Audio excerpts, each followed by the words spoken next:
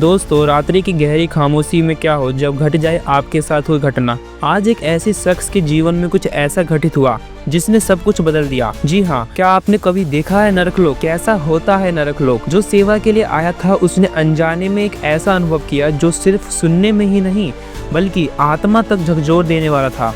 गुरुजी खुद उसे वहाँ लेकर गए और दिखाया जो इंसान की सोच और कल्पना से परे है। जी हाँ, आपने सही सुना। आज हम बात करेंगे कमलेश जी की, जिन्हें स्वयं उनके गुरुजी आकर उन्हें स्वर्ग तथा नरक लोक ले गए। आज आप सुनेंगे एक ऐसा अनुभव जो भक्ति और विश्वास की शक्ति को उजागर करता है। यह कहानी न केवल रहस्य से भरी है बल्कि जीवन के गहरे अर्थ को समझने का एक नया नजरिया भी देती है। आइए देखते हैं कमलेश जी की कहानी, उन्हीं की जुबानी। कभी कभी तो आवे रात्रि सेवा का जो सेवा करने का जो अनुभव वो बढ़ गया है। सेवा तो अपनी जगह चल ही रही है, साथ में अनुभव कर रहे हैं कुछ भक्तों से कुछ खास। तो भगत जी, आप अपना परिचय दीजिए और आपको क्या लगा, कभी आपने कभी एक किस्सा सुनाया, किस्सा क्या असलियत में ही था वो? तो वो जब मैंने सुना था तो मुझे बहुत अच्छा लगा था। तो आप एक बार रिपीट करिए, बताइए क्या अनुभव हुआ था आपको, गुरुजी कहाँ लेके गए थे आपको? मैं कमलेश दास यूपी से फिरोजाबाद से हूँ जी। अभी धनाधाम में आया हूँ सेवा कर रात्रि सेवा के लिए। अभी जूता घर में सेवा चल रही है गुरु जी की दया से। जब परमात्मा की दया से नाम दिशा मिली थी मुझे, तो उसके 1 महीने बाद पहले मैं काम करता था कुकिंग का, खाना बनाने का। अच्छा। फिर मेरे मन में एक मतलब वो हुई कि मैं अपना काम खोल लेता हूँ फास्ट फूड का। अच्छा। तो मैंने अपना काम खोला फास्ट फूड का, नाम लेने के 1 महीने बाद। अच्छा। तो उस टाइम पे इतना भक्ति का वो भी नहीं था, मतलब ज़्यादा शुरुआती दौर था आपका? एकदम मुझे पता भी नहीं था भक्ति का क्या कैसे का। रुचि नहीं बन पाई इतनी? मंत्र दिया था तो कर रहा था मैं, तो घर वालों ने मुझे अलग कर दिया था। क्यों? क्योंकि आपने नाम दीक्षा ले ली थी, उनकी बातें नहीं मान रहे थे आप? अच्छा। घर वालों ने बोला कि तुम पता नहीं कहाँ चला गया, ना किसी के पैर छूता, ना वो पता नहीं कोई मतलब आप भक्ति के नियमों से बंधे हुए थे? जी जी। अच्छा। नियम थे किसी के पैर नहीं छूने, ये नहीं करा, फिर छुआने नहीं है ऐसे। अच्छा।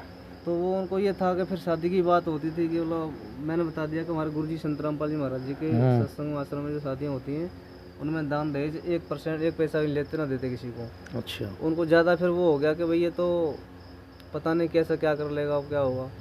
और ये मेरा शुरू से ये रहा है कि मैं जो मेरे जो मन में होता है, जो मुझे अच्छा लगता है मैं वही करता हूँ। गलत करता नहीं, लेकिन जो मुझे समझ में आता है ये सही है वही करता हूँ, मैं मानता किसी की नहीं हूँ फिर। तो मेरे घर वाले ये बात जानते हैं कि ये अगर इसने मन में ये बात आ गई तो मानेगा किसी की नहीं है। थोड़े दिनों उन्होंने करी खींचातानी, काफ़ी मतलब वो किया, विरोध किया मेरा। फिर मैं भगवान पे विश्वास अड़िग रहा मैं, तो मैंने अपना फिर काम खोला। तो सिस्टम ऐसा हो गया था कि मैं खुद ही बनाता था, खुद ही बेचता था और खुद ही मतलब मंडी से सामान लाना, सब्जी लाना, फिर सामान बनाना। फिर तो मतलब सुबह से स्टार्ट करता था 4-5 बजे से रात को 10-11 बज जाते थे। तो वो करते करते टाइम तो मतलब भक्ति तो भूल ही गया था बिल्कुल मैं। अच्छा। ना तो मंत्र, ना सत्संग, ना आरती, कुछ भी नहीं हो पाता था। तो एक बार मैं ऐसे 11 बजे की बात थी, रात को मैं लेटा था छत के ऊपर अकेला ही। तो मैं सोच रहा था कि मतलब जो भगत भक्ति करते हैं वो करते हैं सब कुछ, तो उनका मतलब वो भी बोलते हैं कि हमारा पता भक्ति नहीं बन रही, हमारा क्या होगा।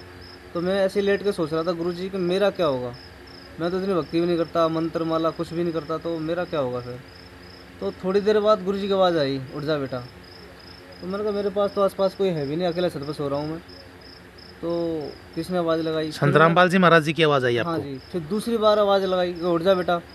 तो मैंने ऐसे नज़र घुमा के देखा करता तो गुरुजी खड़े मेरे पास में, संत रामपाल जी महाराज सफ़ेद कपड़ों में एकदम, कुर्ते पजामे में। अच्छा। तो मैं उठ के बैठ गया। तो बोला गुरुजी बोले जब तू बोल रहा था ना अभी कि तू कहाँ से आया था और क्या होगा तेरा, कहाँ होगा तेरा, तो चल मैं तुझे तू जहाँ से आया था वो दिखा के लाता हूँ। तो मैं कहा ठीक है जी चलो। तो गुरुजी ऊपर उड़ने लग गए, तो मैं भी गुरुजी के पीछे पीछे उड़ने लग गया गुरुजी की शक्ति से। तो वहाँ पे जाके एक थोड़ा आगे ऊपर जाके नरकलोक दिखाया गुरुजी ने। मुझे तो पता नहीं था नरकलोक क्या है ये, पर उसमें बहुत बड़ा गेट था, मतलब मान लो ऐसे 2-3 मंजिल का इतना ऊंचा गेट था, दरवाज़ा। वो मुझे गुरुजी ने थोड़ा पीछे खड़े हो गया, ऐसे हाथ किया कि इसमें अंदर चलो। अच्छा। तो मैंने जैसे उसमें पैर रखा अंदर, तो उसमें इतनी भयंकर आवाज़ें आ रही थी, इतना मतलब मैंने देखा उसके अंदर जो दृश्य कि उसमें किसी के तो ऐसे सर कटा हुआ है, दो टुकड़े हो रहे हैं, किसी का हाथ कटा हुआ, किसी का पैर कटा है, किसी का पेट फटा हुआ है, किसी के कीड़े चल रहे हैं। ये कंडीशन थी उसमें। मतलब और करा रहे थे लोग दर्द बहुत से। बुरी तरीके से करा रहे थे और आवाज़ें भयंकर आ रही थी उसमें। कोई तो किसी भगवान को, जैसे आज आज लोग हैं, कोई किसी को भगवान की पूजा करता है, कोई किसी को मानता है, तो उसमें उस तरह की आवाज़ आ रही थी कि हे माता बचा लो, हे शंकर जी बचा लो, हे भोलेनाथ, ये हे हनुमान जी। इस तरीके से जो जितना दर्द हो रहा था उतना ही चिल्ला रहे थे वो। तो अच्छा। मैं तो पीछे एक कदम रख के फिर भी पीछे वापस चला गया। मैं कहा भगवान मेरे से नहीं देखा जाएगा ये। तो गुरुजी ने बोला कि चल मैं चलता हूँ, और तब मेरे साथ देखने चलना तू। मैं कहा ठीक है जी। जैसे गुरुजी ने पैर रखा उसके अंदर तो सब शांत हो गए एकदम, चुप, मतलब उनका दर्द खत्म हो गया। उसके बाद मैंने घूम के सब कुछ देख लिया।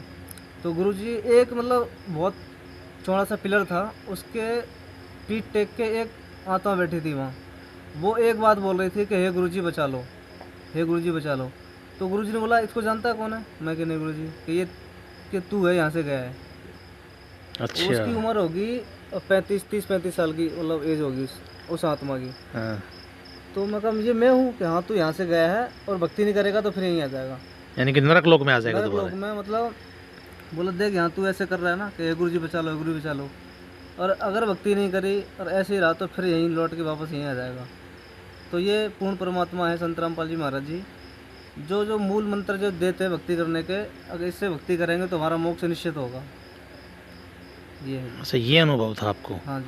फिर उसके बाद आपकी दिनचर्या कैसी रही? भक्ति में रुचि बढ़ी? उसके बाद सर मैंने फिर मन में सोची कि मैं जिस काम के लिए मतलब सब कुछ छोड़ा है मैंने, वो भक्ति ही नहीं मेरी बन रही, तो फिर ऐसे काम का क्या मतलब, क्या करूँ? सही बात है, यानी कि काम आपको दूर लेके चला गया भक्ति हाँ से। जी। फिर मैंने वो काम धीरे धीरे बंद कर दिया, मतलब एक हफ्ते के अंदर सर बंद काम करके फिर मैं सोचा ऐसी कोई नौकरी करूँगा जहाँ अपना सिस्टम से नौकरी भी होती रहे 2 पैसे का और अपना भगवान की भक्ति भी होती रहे। उसके बाद मैं गुड़गांव आया जी, फिर ऐसे अच्छा, मतलब मुख्य उद्देश्य आपने अब ये लेके चला कि भक्ति, हाँ, मतलब मेरी भक्ति बाधित नहीं होनी चाहिए। भक्ति चलनी चाहिए मेन चीज़। पेट के लिए दाना तो परमात्मा दे ही देगा अपने कैसे आप न देगा कैसे। भगवान, और दे रहा है, बढ़िया गुजारा हो रहा है भगवान की दया से। सारी आपका अनुभव बिल्कुल अलग है। चीज़ भगवान का ये सब कुछ किया हुआ है। चलो जी, ठीक है जी, धन्यवाद सत साहेब। इस वीडियो को देखने के बाद आपकी क्या राय है कमेंट में ज़रूर बताएं।